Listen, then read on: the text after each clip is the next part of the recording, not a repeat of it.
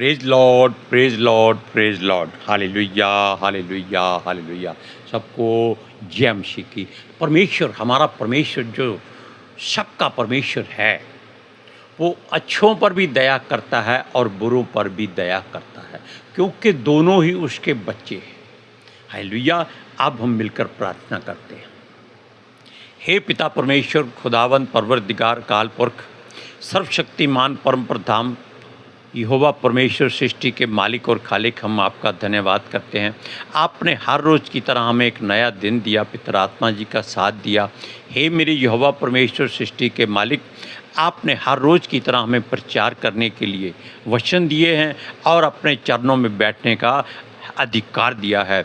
हम इन वचनों को बोलें ताकि आपके वचनों की मुनादी हो और धरती की छोर तक लोग इन वचनों को सुनें और बरकत पाएँ, आशीष पाएँ और अपने जीवन को धन्य कहें।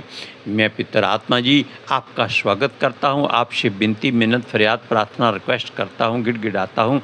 आप आइए, अपने बच्चे का मुँह बन के इन वचनों को बोलिए, ताकि इन वचनों का गुण अनुवाद हो और लोग मन फिराएं और जीवन पाए। मेरी विनती, मेरी प्रार्थना जीसस के समर्थी जलाली कदूस जीवित और पवित्र नाम में मांगते हैं। सुनो और कबूल करो। आमीन। अब आप इस बात को जान लीजिए, हमने जो शब्द कहा है कि परमेश्वर अच्छों का भी परमेश्वर है, बुरे का भी परमेश्वर है, क्योंकि जैसे एक पिता के दो बेटे, हमने कई बार आपको बताया, बल्कि हज़ारों लाखों चरवाहों ने आपको वो वचन बताया होगा कि एक उसकी सेवा के लिए घर में रह जाता है। सेवा क्या, वो अपना हिस्सा समझकर घर में रह जाता है, दूसरा अपना हिस्सा लेकर चला जाता है। लेकिन जब वो बुरा बेटा घर में वापस आता है और अपनी गलती मानता है तो पिता उसको क्षमा कर देता है। अब आप बताइए, क्या पिता के लिए दोनों बेटे बराबर ना हुए?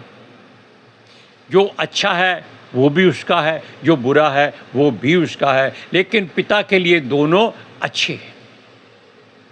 हालेलुया। अब आप वचनों को सुन रहे हैं, हम बोल रहे हैं, लेकिन पिता दोनों पर बराबर अनुग्रह करता है। हालेलुया। अब हम आपको इसी बात के लिए अय्यूब की किताब की ओर लेके चलते हैं। उसका 21वां अध्याय निकालिए।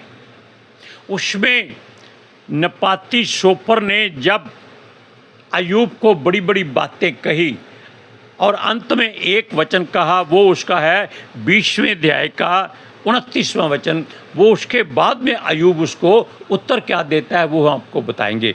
29वां वचन है, वो नपाती शोपर कहता है, परमेश्वर की ओर से दुष्ट मनुष्य का अंश और उसके लिए परमेश्वर का ठहराया हुआ भाग यही है। अब आप जान लीजिए, क्या उसके मन में अय्यूब दुष्ट की तरह था या अच्छे मनुष्य की तरह था? लेकिन उसने अपना तर्क बता दिया कि मनुष्य चाहे अच्छा हो बुरा हो, परमेश्वर के पास उसका अंश निश्चित फिक्स होता है। अब अय्यूब की बात करते हैं, वो उस शोपर को क्या उत्तर देता है। वो कहता है, इसका 7वां वचन पढ़ते हैं, सुनिए। क्या कारण है कि दुष्ट लोग जीवित रहते हैं, वरन बूढ़े भी हो जाते हैं और उनका धन बढ़ता जाता है। अब आप बताइए कि दुष्ट लोगों के पास धन क्यों ज़्यादा होता है? क्योंकि वो परमेश्वर को नहीं मानते, वो उस हाकिम को मानते हैं जो उनको सब प्रकार से तंदुरुस्ती देता है, धन दौलत देता है, ताकि वो परमेश्वर से दूर रहें। लेकिन बच्चे परमेश्वर के ही हैं सारे। अब अय्यूब उससे सवाल करता है कि क्या बात है, इनके पास धन क्यों होता है?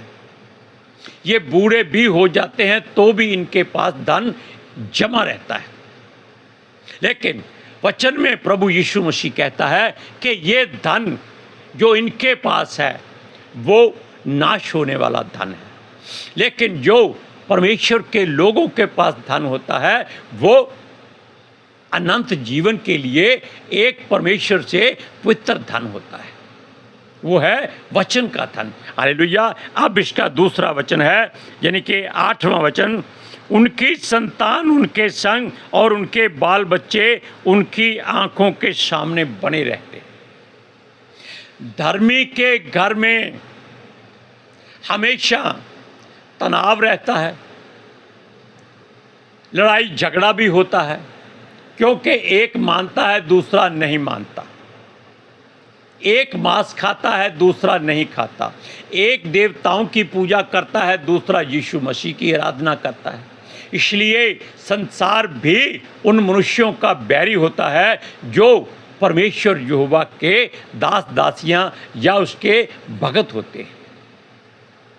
और उनके बच्चे, यानी कि जो धर्मी लोगों के बच्चे होते हैं, वो ज़्यादातर दूसरों के बच्चों को देखकर मन में कुढ़ते हैं कि हमारा परमेश्वर जो सृष्टि का करता है उसके बावजूद हमारे पास कुछ नहीं है। और ये जो लोग परमेश्वर को नहीं मानते, नहीं जानते, नहीं पहचानते, उसकी आराधना स्तुति नहीं करते, बल्कि उसको तुच्छ जानते हैं, उनके बच्चे ऐशो आराम से रहते और माँ बाप की निगाह में रहते। हालेलुया। और सुनिए 9वां वचन, उनके भय रहत कुशल रहता है और परमेश्वर की छड़ी उन पर नहीं पड़ती। अब ये सवाल बहुत गहरा और बड़ा है। वो कहता है उनके घर में धन संपत्ति है, शांति है, हंसी मजाक है, सब कुछ है, तंदुरुस्ती है, किसी बात की घटी और कमी नहीं है। उन पर परमेश्वर छड़ी क्यों नहीं उठाता? उनको परमेश्वर क्यों नहीं उलाहना देता कि तुम्हारे पास अनर्थ का धन है, तुम क्यों ऐश करते हो? और धर्मी लोगों के पास धन की कमी होती है और वो इस बात से कुढ़ते जलते हैं, और ये बात परमेश्वर को भी पसंद नहीं होती। इसीलिए परमेश्वर की छड़ी उन पर, यानी कि जो दुष्ट लोग होते हैं, उन पर नहीं पड़ती, क्योंकि वो जानता है कि उनका दिन आने वाला है।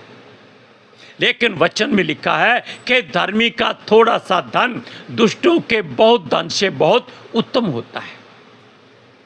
Praise Lord, hallelujah.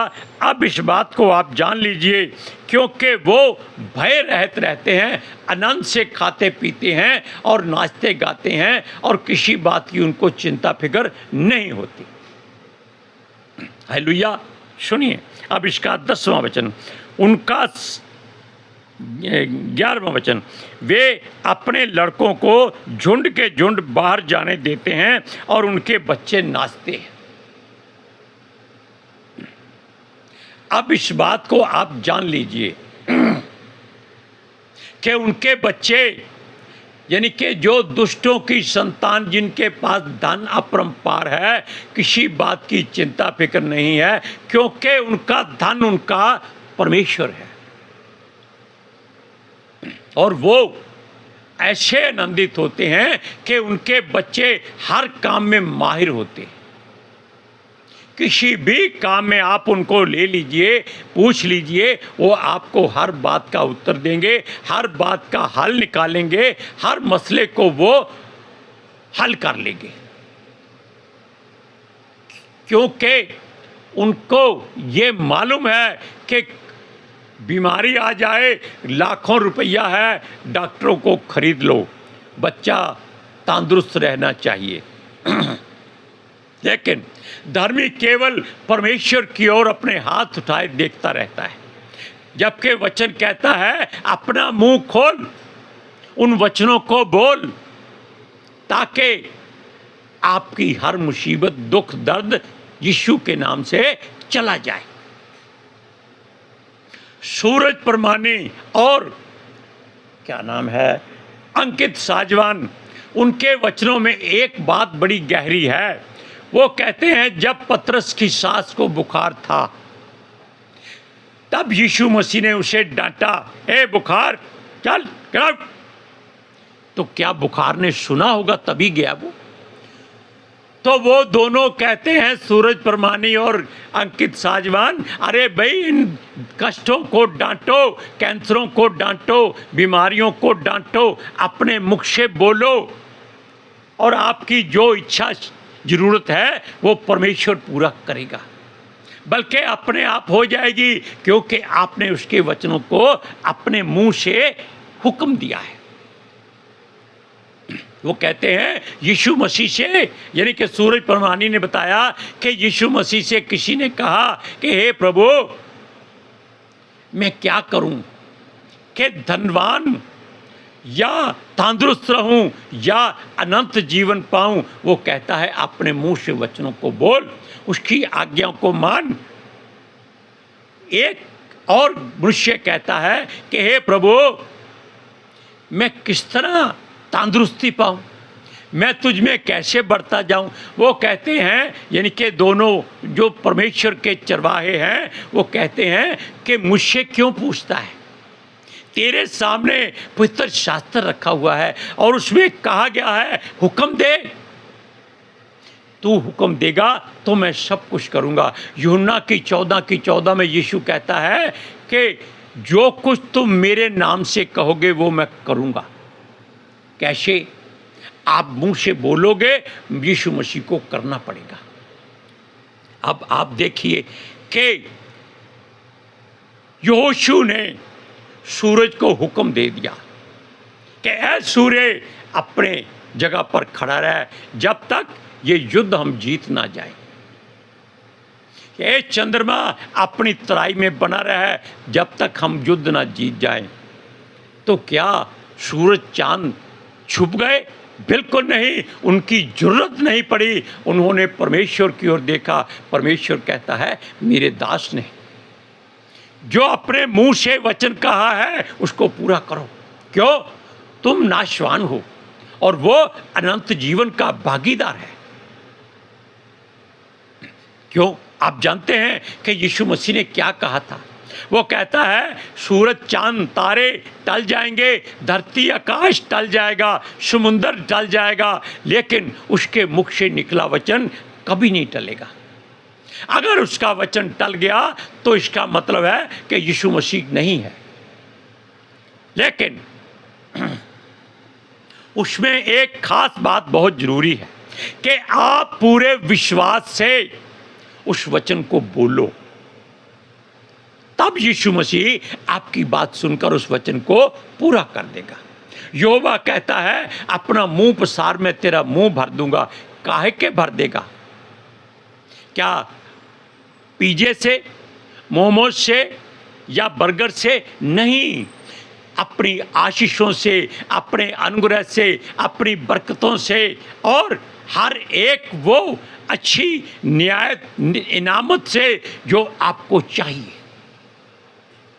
अब आप जानिए कि ये परमेश्वर का जो वादा है वो कितना गहरा है। आप इस बात को हमेशा अपने सन्मुख रखिए। और वो कहता है वे डफ और वीणा बजाते हुए गाते और बांसुरी के शब्दों से आनंदित होते हैं। और हमारे बच्चे जो हम परमेश्वर के अनुग्रह से इसका तरह का काम करते हैं, अपने कामों पर मसरूफ़ हैं। वो कहते हैं हमने रात को प्रार्थना कर ली थी। वचन कब पढ़ा? हमने पढ़ लिया था मोबाइल पर। हम जब मोबाइल खोलते हैं हमको वचन समझ नहीं आता, हम उठपटांग फिल्में देख के बंद कर देते हैं। हम झूठ नहीं बोलते, क्योंकि ये सोच सकता है इन वचनों को हज़ारों लोग सुनते हों तो क्यों झूठ बोले। हाँ, जो पास्टर लोग वचन सुनाते हैं उनमें से सूरज परमानी के वचन या अंकित साजवान के वचन या सिल्वे के वचन या और जैसे वचन हैं, अगर वो सामने आ जाए तो हम उसकी बात को सुनते हैं, क्योंकि वो हमेशा अपने लोगों को परमेश्वर की वो सेवाएं बताते हैं जिनमें वो चेतावनियों को पूरा करने की बात बोलते हैं। और ये भी कहते हैं कि सुनो, घोषणा करो। घोषणा करने का मतलब है क्या? कि हे परमेश्वर, तू मेरा चरवाहा है, अब चरवाहा तो परमेश्वर है आपका, आपका मनुष्य कोई चरवाहा नहीं है। वो केवल आपको वचन सुनाते हैं, आपके शिक्षक हैं। आप बोलो कि जो परम प्रधान के छाए हुए स्थान में बैठा रहे वो सर्वशक्तिमान की छाया में ठिकाना पाएगा। आप बोलो, घोषणा करो कि कोई बीमारी मुझ पर नहीं आएगी, कोई दुख मेरे डेरे के नहीं आएगा। क्यों? मेरी एक तरफ 1000, मेरी दाहिनी ओर 10,000 गिरेंगे। और परमेश्वर भी कहता है अपना नाम लेकर बोलिए कि हे चोपड़ा, तुमने जो मुझसे स्नेह किया है इसलिए मैं तुमको छुड़ाऊंगा, मैं तुमको ऊंचे स्थान पर रखूंगा क्योंकि तुमने मेरे नाम को जान लिया है। जब तुम मुझको पुकारो तब मैं तुम्हारी सुनूंगा और संकट में तुम्हारे संग रहूंगा। मैं तुमको बचाकर तुम्हारी महिमा बढ़ाऊंगा, मैं तुमको दीर्घ आयु से तृप्त करूंगा और अपने किए हुए उद्धार का दर्शन दिखाऊंगा। इतनी बड़ी परमेश्वर ने आपको घोषणा करवा दी है, क्या यीशु मसीह पूरा नहीं करेगा? करेगा। आप इस बात को ध्यान रखिए कि वो हमेशा आपके वचन के सुनने के लिए हमेशा तत्पर और तैयार रहता है। उसने यूहन्ना 15:16 में कहा है कि हे बच्चों, हे बालकों, हे बेटे बेटियों, ये हम अपनी ओर से बोलते हैं। वो कहता है अपना नाम लेकर बोलिए, चोपड़ा तुमने मुझे नहीं चुना, मैंने तुझे चुना है और ठहराया है कि तुम जाकर फल लाओ और तुम्हारा फल बना रहे, और जो कुछ पिता से मेरे नाम से मांगोगे वो तुम्हें दे। अब आप जान लीजिए कि यीशु मसीह ने अगर वादा कर लिया है तो पिता उसको पूरा भी करता है। Hallelujah, praise Lord. इस बात के लिए आप परमेश्वर को कभी उंगली मत उठाइएगा, उसके वचन पर भरोसा रखिए ताकि वो आपकी हर बात को पूरा करने में जो सक्षम है वो आपको अनुग्रह से भरेगा, आपको दीर्घायु से तृप्त करेगा, आपको धन की जरूरत नहीं पड़ेगी। क्यों? परमेश्वर कहता है जब तू मुझे पुकारेगा मैं तुमको सब कुछ दूंगा। क्या याकूब ने उसे पुकारा था? जब वो अपने मामा के पास जा रहा था तो रास्ते में उसने जब सो गया तो परमेश्वर ने उसको दर्शन देकर कहा कि मैं तेरी सहायता करूंगा और मैं तुझे तेरे घर में वापस लेके आऊंगा और तेरे खाने पीने का, रहने का इंतजाम भी करूंगा। क्यों कहा था? क्योंकि वो उसको परमेश्वर ही वहां ले जा रहा था अपनी महिमा के लिए। और उसको एक नहीं 2-2 पत्नियां और साथ में दास दासियां और रखेलियां और भेड़ बकरियां, गाय बैल, घोड़े, खच्चर, ऊंट, गधे सब कुछ दिया। क्यों दिया? क्योंकि उसने परमेश्वर के वचन पर भरोसा किया था। उसने परमेश्वर ने उसे कहा कि मैं तेरे दादा अब्राहम का परमेश्वर हूं, मैं तेरे पिता इसहाक का परमेश्वर हूं, अब मैं तेरा भी परमेश्वर रहूंगा। इसलिए जब भी विनती करो एक बात कहो, हे अब्राहम, इसहाक, याकूब के परमेश्वर। लेकिन एलिया कहता है इज़राइल के परमेश्वर। अब आप जान लीजिए कि जो वचन आप मुख से बोल देंगे परमेश्वर उसको पूरा करेगा, लेकिन आपके विश्वास में कभी घटी नहीं होनी चाहिए। अगर आप विश्वास में थोड़ा सा डर जाते हैं, भाई पता नहीं प्रभु किसी और के घर में काम कर रहा है, मेरी बात सुनता है या नहीं सुनता। Hallelujah, praise Lord. इसलिए इन वचनों को आप बड़े ध्यान से पढ़िए। अब आपको हम 21 का 30वां वचन सुनाते हैं कि विपत्ति के दिन दुर्जन सुरक्षित रहता है और महाप्रलय के समय ऐसे लोग बचाए जाते हैं। अब आप कहेंगे कि ये तो सारे दुष्ट लोगों के पक्ष में वचन है। वो बचाता क्यों है? क्योंकि वो जानता है कि इनका समय आने वाला है और ये नाश हो जाएंगे। ये केवल धन पर भरोसा रखते हैं, क्योंकि परमेश्वर किसी का पक्षपात नहीं करता। सब बच्चे उसी के हैं, धनवान भी, कंगाल भी, भगत भी और दुष्ट भी। क्यों?